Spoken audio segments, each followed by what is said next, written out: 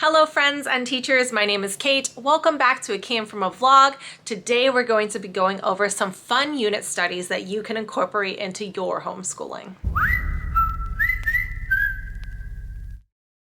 I love unit studies because they are a fun way to engage your children and really immerse them in a topic. This is only our second year homeschooling, but I have seen great success with incorporating themes into our learning. When I taught preschool and private school, it was all about themes. Our curriculum had a weekly theme for everything: farm, pumpkin patch, space, apple tree, you get the idea.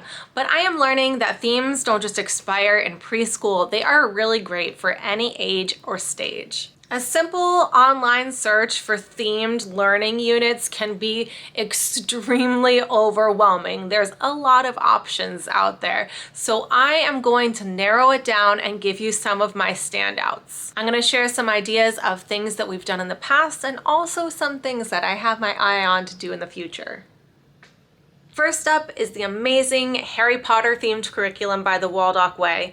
It is the perfect addition to your homeschool if you're looking to add a little bit of magic. We started it in the summer and we are loving it. We make recipes from the cookbook, potions for our science experiments, and we are breezing through the books. If you're looking to learn more about Waldock's wizards and wands, I will leave a link in the description box below of the video that I made, as well as the introduction video made by the Waldock Way that will give you a good idea what it's all about and what's included. In my video, you will see me prepping for potions class, lesson planning, decorating, and our start of term feast, which was a blast. Speaking of Waldock Way, they have a lot of options as far as themed curriculum. Just last week, I took advantage of their back to school sale and I purchased Passport to Adventure, which is a curriculum built around the Magic Tree House books. But they also have a Traveling the World, Traveling the State Parks, and a brand new space unit, and a few others you should definitely check out.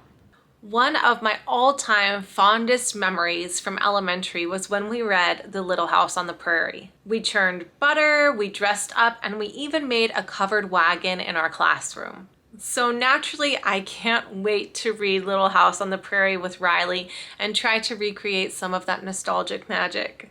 While I was planning ahead, I found a few options for curriculum. One of them was the Prairie Primer. It looks very classic and traditional, but maybe a little bit old school. The one that I finally decided on and that I plan on purchasing is called The Playful Pioneers by the Peaceful Press, and I will leave a link to that down in the description box if you're interested. It looks really hands-on with crafts and recipes and historical information to add background.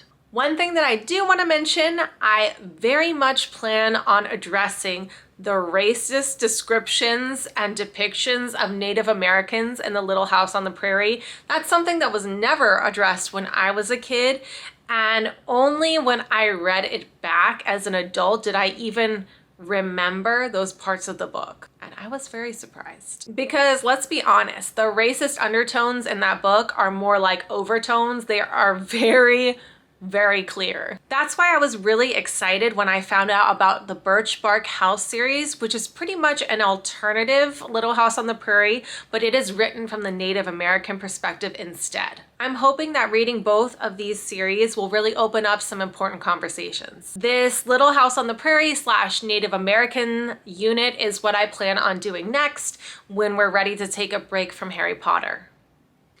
If you love themes in your homeschool and you're looking for a curriculum that's all about themes, then you have to look into Gather Round. Gather Round is a very popular choice for many homeschooling families. While I haven't purchased any of the materials myself yet, I have watched many a YouTube video about Gather Round and it looks great.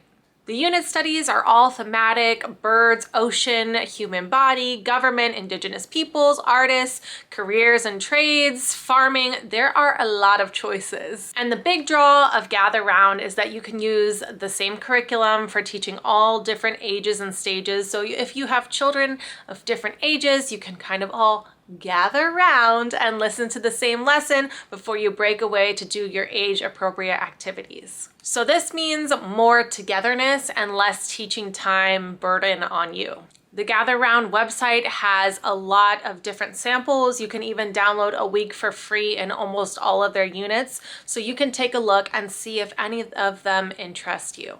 Another popular theme-based curriculum is 5 in a Row. 5 in a Row is another curriculum that is a series of unit studies based on various classic storybooks. It's very much based on repetition, so you read the same storybook every day, and then each day you do a different subject, something that relates to the story, and it kind of helps you get more in depth. For instance, I think the first storybook is called The Story of Ping, and then each day you are learning about China and different subjects related to that story.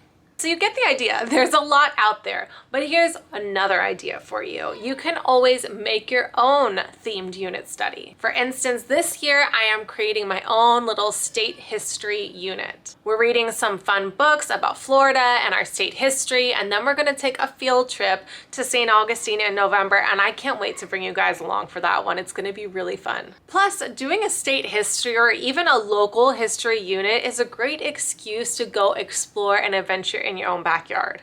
All right, this last unit study that I have for you is for older kids. If you have a daughter that is middle or high school age, this might be the perfect choice for you. I recently learned about this curriculum. It's called Where the Brook and the River Meet, and it is a literature-based unit study that goes through the Anne of Green Gables books. It's designed for older girls to explore some of the events and the thinking of the Victorian era, and it follows along the lines of that classical education that Anne herself experienced, like essay writing, memorization, and dictation. The only downside I can see is that it looks like it was developed a while ago, so I haven't seen any videos of people flipping through the curriculum so I could get a peek inside, but it's definitely something I'm going to keep in mind as Riley gets older and more mature.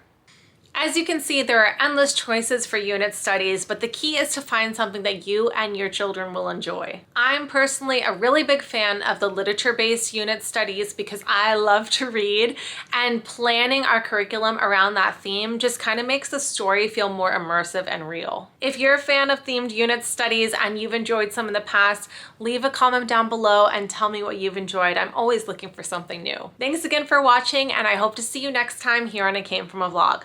Bye-bye.